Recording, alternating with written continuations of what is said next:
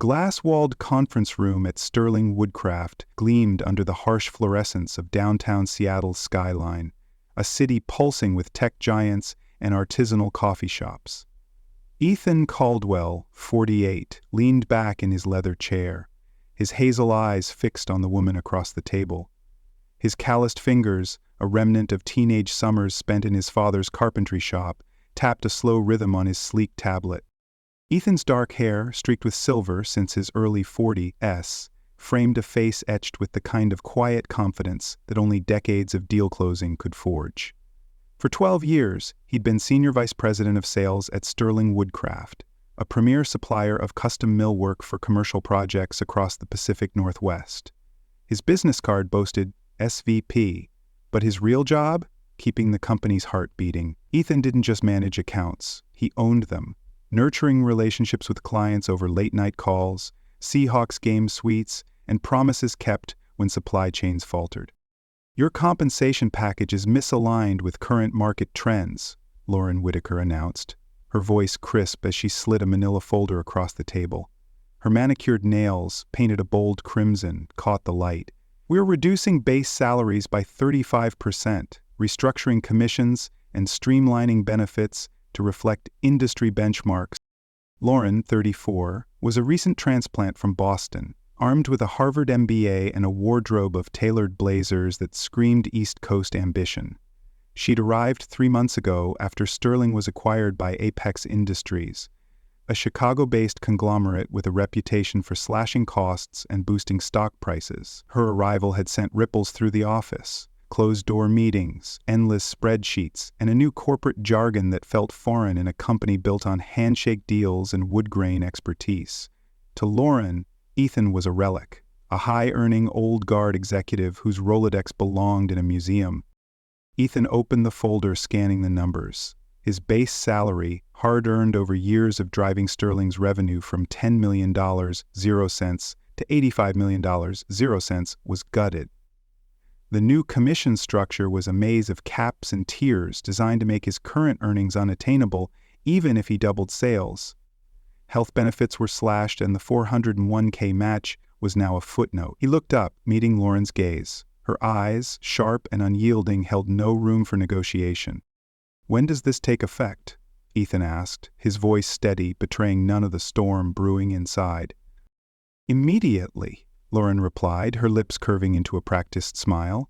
"We need everyone aligned with Apex's vision. Sterling's growth depends on agility, Ethan. Sacrifice is universal."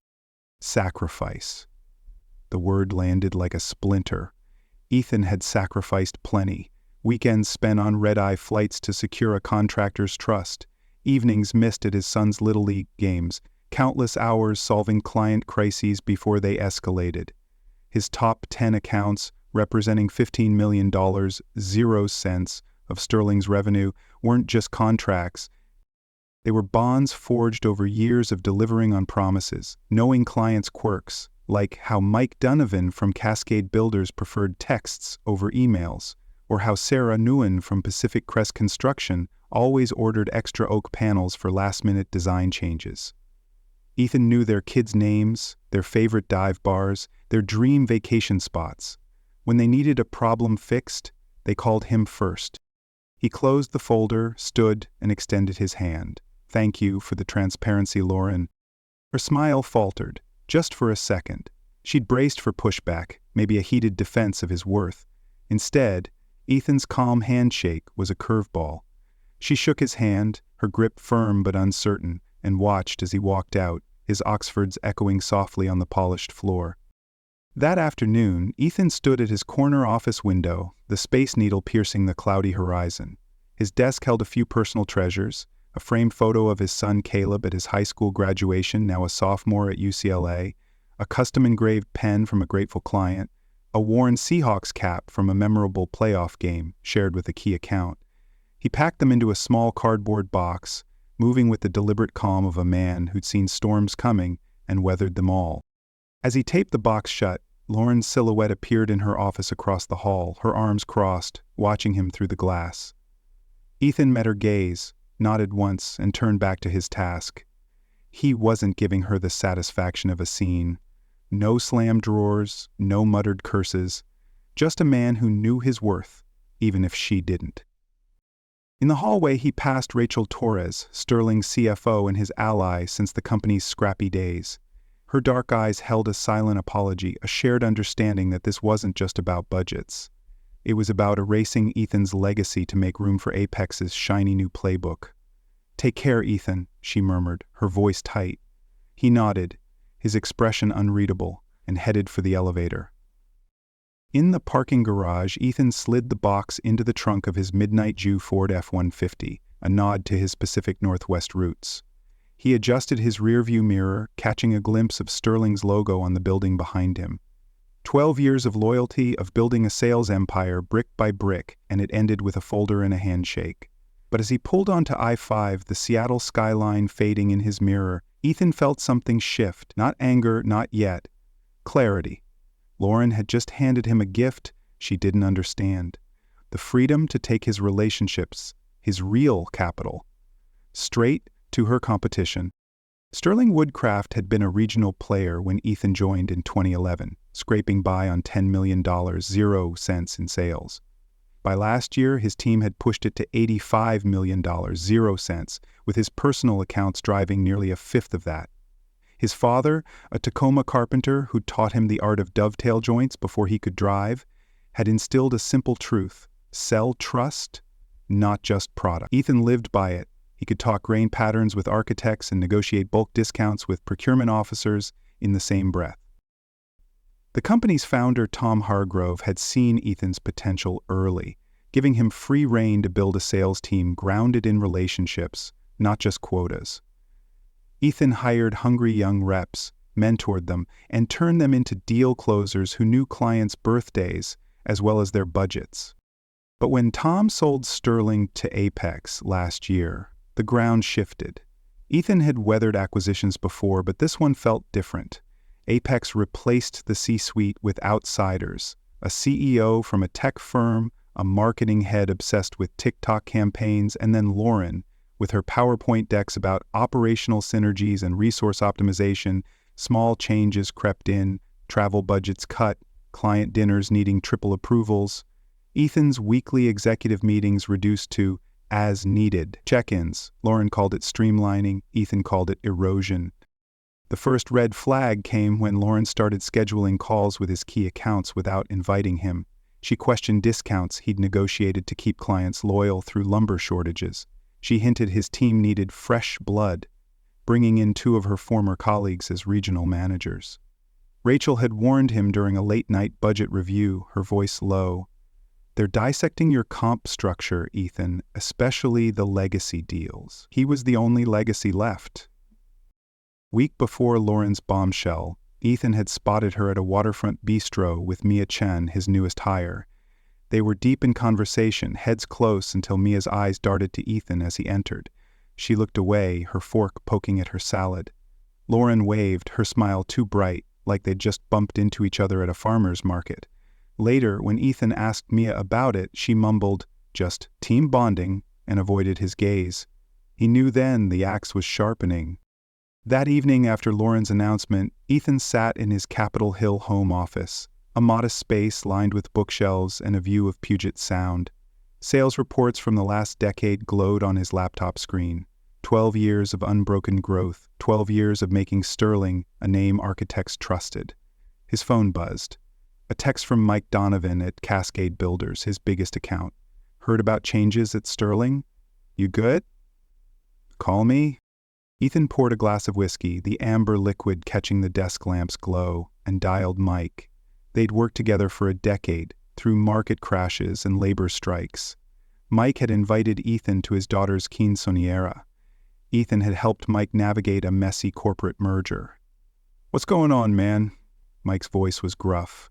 "Some woman called saying she's handling our account now.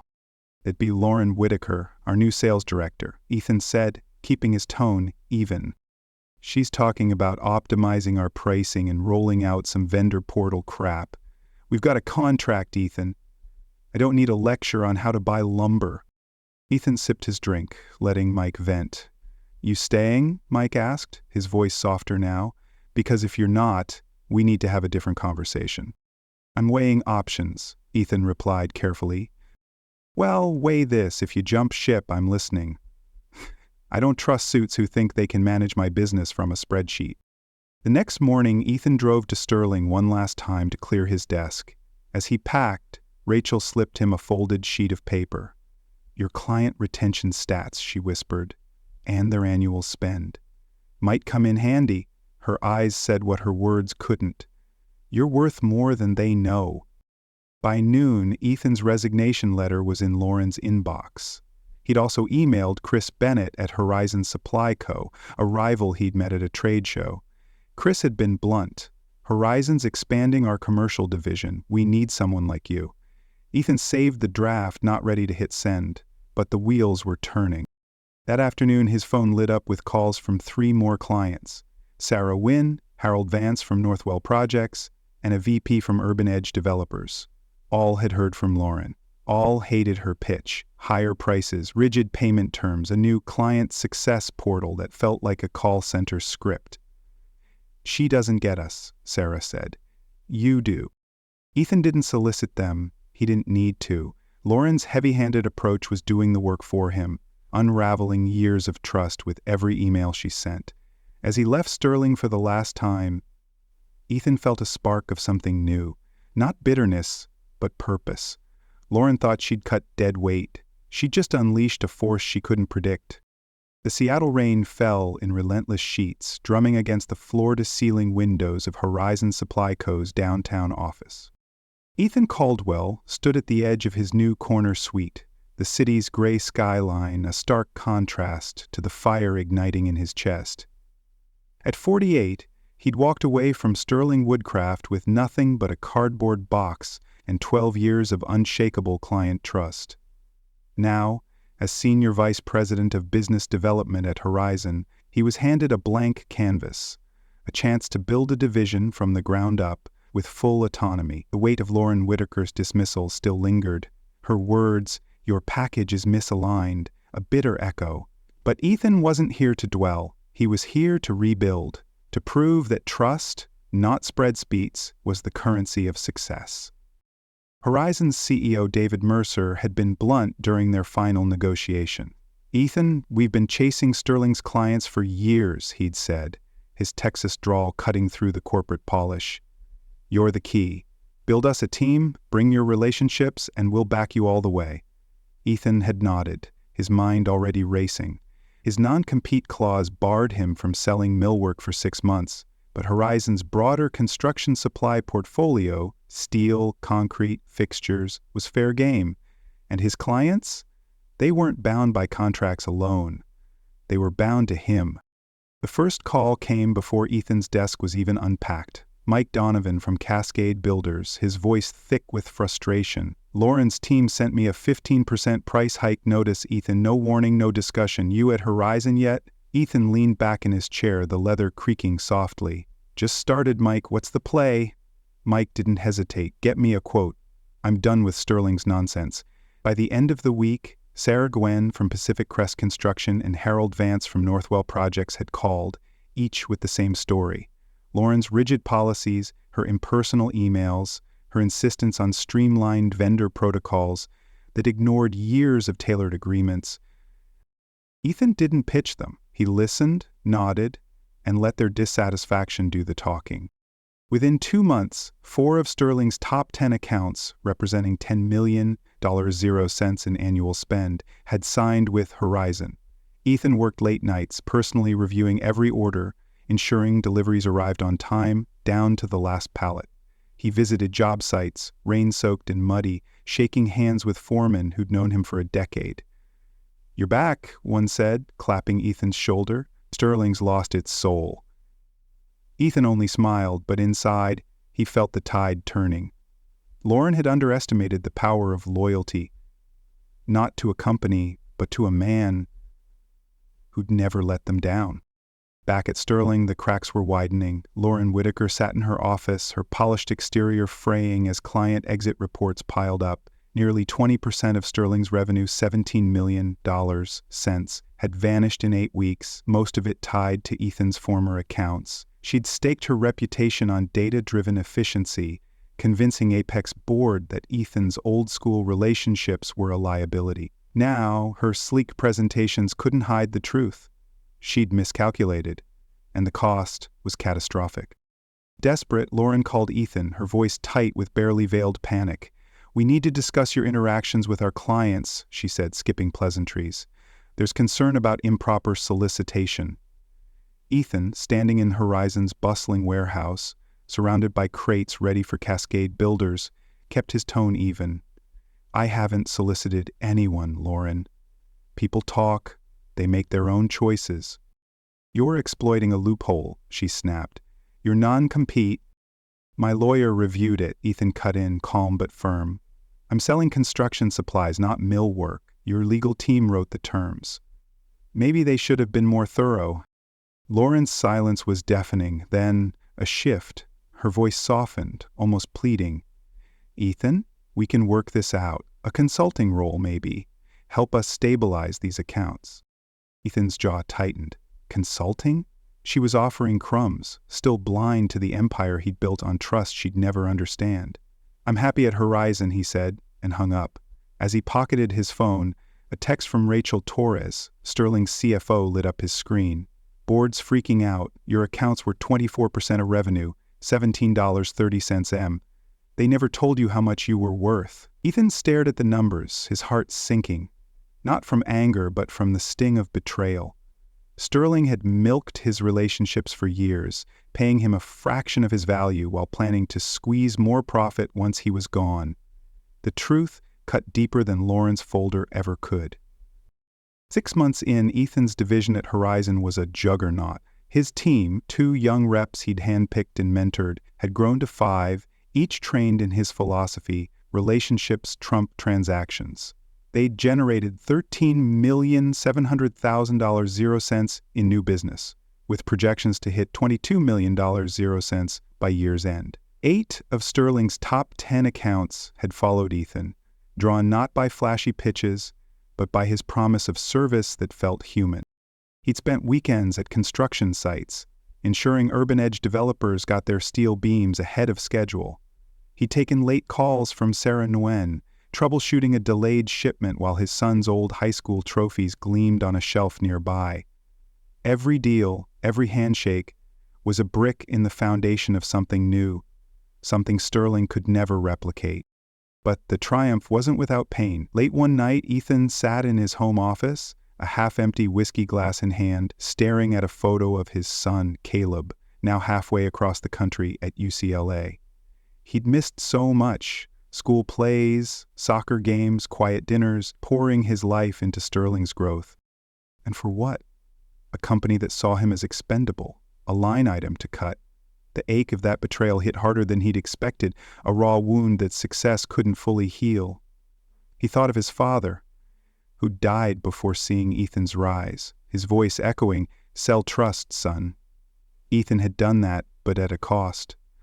The clients who followed him weren't just business, they were family, the kind he'd fought for when Sterling turned its back. The high came at a downtown Seattle coffee shop where Lauren requested a meeting. Ethan arrived to find her hunched over a latte, her designer blazer replaced by a plain sweater, her eyes shadowed with exhaustion. "This has to stop," she said, her voice trembling. "You're dismantling Sterling." Ethan stirred his black coffee, unmoved. "I haven't contacted a single client, Lauren. They came to me. You changed their terms, raised prices, sent them surveys instead of solutions. What did you expect?" "4 accounts in 2 months, she whispered, her composure cracking. "The board's questioning my leadership. Apex is threatening to pull funding." "That's a Sterling problem," Ethan said, his voice steady but laced with steel. "You wanted efficiency. You got it." Lauren leaned forward, desperation seeping through. "What do you want, Ethan? Name it. A stake in Sterling? A board seat?" He almost laughed, the absurdity of her offer cutting through the tension. She still thought this was about money, about titles. "I want to do my job well," he said, standing. "That's all I've ever wanted." He left her there, the rain streaking the windows like tears she wouldn't shed. That night Ethan stood on his balcony, the city's lights blurring in the drizzle. His phone buzzed. A voicemail from Mike Donovan. "Ethan, we're signing with Horizon. $5 million 0 cents contract. You're the only one I trust to deliver." Ethan closed his eyes, the weight of the moment crashing over him. This wasn't just a win, it was redemption. Every client who followed him was a testament to the trust he'd built, the trust Sterling had discarded. He thought of his father, his son, the years he'd given to a company that didn't see him. Tears stung his eyes, not from sadness, but from the fierce pride of proving them wrong. Across town, Sterling's boardroom was a war zone. Lauren's latest report showed a $20 million 0 cents revenue hole, with whispers of her demotion circulating. Rachel slipped Ethan one last note. "They're auditing your old expenses, looking for dirt. They won't find any, but they're scared. You're winning." Ethan tucked the note away, his resolve hardening. Horizon's board had just greenlit his expansion plan. More staff, bigger budgets, a shot at dominating the market. Sterling was crumbling, and Ethan was rising, not with vengeance, but with the quiet power of a man who'd bet on trust and won. The Seattle skyline shimmered through the morning mist, a city of ambition and reinvention, but for Ethan Caldwell, it was a battlefield where trust had won. 9 months into his tenure at Horizon Supply Co., Ethan stood in his office, now a hive of activity with blueprints pinned to walls and a team of 7 buzzing around him. His division had become Horizon's crown jewel, pulling in $18,400,000 0 cents in new business, with 8 of Sterling Woodcraft's top 10 accounts now firmly in his fold. The air crackled with possibility, but beneath Ethan's steady gaze burned a fire fueled by betrayal, a fire that had carried him from Sterling's cold dismissal to this moment of undeniable triumph. Lauren Whitaker's words, "Your package is misaligned," still echoed, not as a wound, but as a spark that had ignited his rebirth. Across town, Sterling Woodcraft was hemorrhaging. The company's boardroom, once a temple of polished mahogany and bold forecasts, was now a war zone of grim faces and dwindling numbers. Revenue had plummeted by 22%, $19,800,000, 0 cents gone. Most of it tied to the clients Ethan had nurtured for 12 years. Lauren Whitaker, once Apex Industries' golden child, was unraveling. Her data-driven empire had crumbled under the weight of her arrogance, and whispers of her demotion swirled like the Puget Sound wind. The board had stripped her of her sales director title, reassigning her to strategic development initiatives, a corporate exile dressed up as a promotion. Sterling was scrambling, posting job listings for a new sales director, while clients continued to jump ship, their trust eroded by Lauren's price hikes and impersonal systems. Ethan heard the news from Rachel Torres, Sterling's CFO, over a discreet lunch at a waterfront diner. She slid a folder across the table, her eyes heavy with the weight of a sinking ship. "Lauren's out of her depth," Rachel said, her voice low. "The board's panicking. They're projecting another $5 million 0 cents loss next quarter." "Your accounts weren't just revenue, Ethan. They were our stability." She tapped the folder, revealing internal reports that pegged Ethan's former clients at $18,600,000 0 cents annually, 26% of Sterling's total. "They never paid you what you were worth," she added, her voice cracking. "I'm sorry I didn't fight harder." Ethan's chest tightened, not with anger, but with the raw ache of a truth laid bare. Sterling had built its empire on his relationships, profiting from his late nights, his missed family dinners, his unwavering loyalty, yet they'd cast him aside, betting on algorithms over handshakes. He took a slow sip of coffee, meeting Rachel's gaze. "It's not your fault," he said. "They made their choice." But as he drove home, the folder on his passenger seat felt like a gravestone for the years he'd given, years his son Caleb, now at UCLA, had grown up without him. The pain wasn't just professional. It was personal, a scar carved by a company that had never truly seen him. Lauren's desperation reached its peak in a downtown coffee shop where she'd begged for a meeting. Ethan arrived to find her a shadow of her former self, no designer blazer, no Harvard swagger. Her sweater was frayed at the cuffs, her eyes bloodshot, as if sleep had abandoned her. "Ethan," she began, her voice trembling, I'm working on a case study for Hamilton Group, my new firm. I need your perspective on Horizon's client retention strategy. Ethan leaned back, his expression unreadable. A case study? The lie was as thin as the paper napkin she clutched. This wasn't research, it was a plea for absolution, a last-ditch attempt to salvage her reputation. You know my strategy, Lauren, he said, his voice calm but laced with steel. It's the same one you called misaligned. Trust, relationships, showing up when it matters. Her facade cracked, tears welling in her eyes. I made a mistake, she whispered. Sterling's collapsing, the board blames me. Clients keep mentioning your name, saying they left because of you. She leaned forward, her voice breaking. I didn't know what you meant to them. Ethan's heart stirred, not with pity, but with the weight of her realization, too late to matter. He thought of Mike Donovan, who'd trusted him through a decade of crises, of Sarah Nguyen, who'd called him at midnight when a shipment failed, of the foreman who'd greeted him like family at muddy job sites. They hadn't followed a title or a company. They'd followed him. You didn't just underestimate me, he said, standing. You underestimated them. He left her there, her untouched latte cooling, her business card untouched on the table. As he stepped into the rain, he shredded the card, letting the pieces scatter in the wind. A year to the day since Lauren's fateful meeting, Ethan stood in Horizon's gleaming conference room, surrounded by his team, 11 strong now, a mix of young hustlers and seasoned pros, all trained in his creed. Relationships are the foundation of business. The wall mount screen blazed with their annual numbers, $26,300,000, 0 cents in revenue, shattering even Ethan's boldest projections. Horizon's board had just approved a division expansion, more staff, a bigger marketing budget, and whispers of a board seat with Ethan's name on it. David Mercer, the CEO, raised a glass of champagne, his grin wide.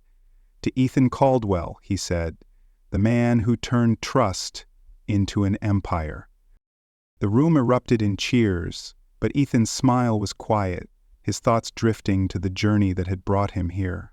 He thought of his father, whose carpentry shop had taught him integrity, of Caleb, whose college graduation he'd nearly missed for a Sterling deal, of the clients who'd bet on him when Sterling hadn't. The room's warmth couldn't erase the ache of those lost years, the family moments sacrificed to a company that had discarded him. But as his team clapped, their faces alight with pride, Ethan felt tears prick his eyes, not from pain, but from the fierce joy of building something real, something lasting. That evening, Sterling's Q3 earnings call painted a grim picture. The new CEO, Raymond Holt, fumbled through excuses as analysts grilled him. Client attrition has been unexpected, he admitted, his voice strained. We're implementing aggressive retention strategies. An analyst cut in, is it true Weston Commercial signed a $5,200,000 0 cents deal with Horizon, and that Ethan Caldwell, your former SVP, drove it? The silence was a guillotine. Sterling's stock tanked 8% by morning, and industry blogs buzzed with the headline, Sterling Woodcraft sinks as Caldwell's exit triggers exodus. Ethan didn't gloat. He didn't need to. The numbers spoke louder than any speech. But the final blow came quietly, in an email from Mia Chen, the young rep who'd once sided with Lauren. Subject, openings at Horizon. Ethan deleted it without replying. Mia, like Lauren, had chosen the wrong side of trust.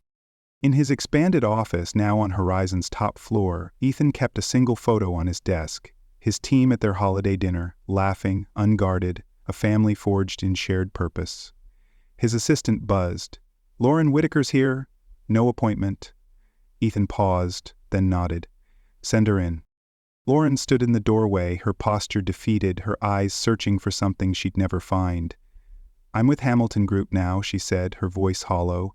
Consulting. I wanted to talk. About your approach. For a project. Ethan gestured to a chair, but she remained standing. You already know my approach, he said. Hard work, kept promises, relationships over transactions. She nodded, her lips trembling. The market's talking about you, Ethan. They say you took down Sterling without saying a word, her voice cracked. That's power. Ethan didn't respond. She wasn't here for insights, she was here for forgiveness, for a bridge back to relevance. He offered neither. After a heavy silence, she placed her card on his desk. "If you ever want to collaborate." "I'm booked," Ethan said, standing. "Good luck, Lauren." She left, her footsteps fading. Ethan glanced at the card, then fed it to the shredder, the whir a quiet anthem of closure. That night, he drove to his sister's house for dinner, where Caleb, home from UCLA, waited. "How's the Empire, Dad?" Caleb teased, his grin wide. Ethan ruffled his son's hair, his heart full. "It's good," he said, "building something that'll last. Not with wood or steel, but with the principles his father had taught him. Work hard, keep your word, value people over profit." Lauren had given him a gift she'd never understand, the chance to prove, to himself and the world, that trust was worth more than any spreadsheet. As he sat with his family, laughter filling the air, Ethan knew he'd won. Not just a business, but a legacy that would outlive them all.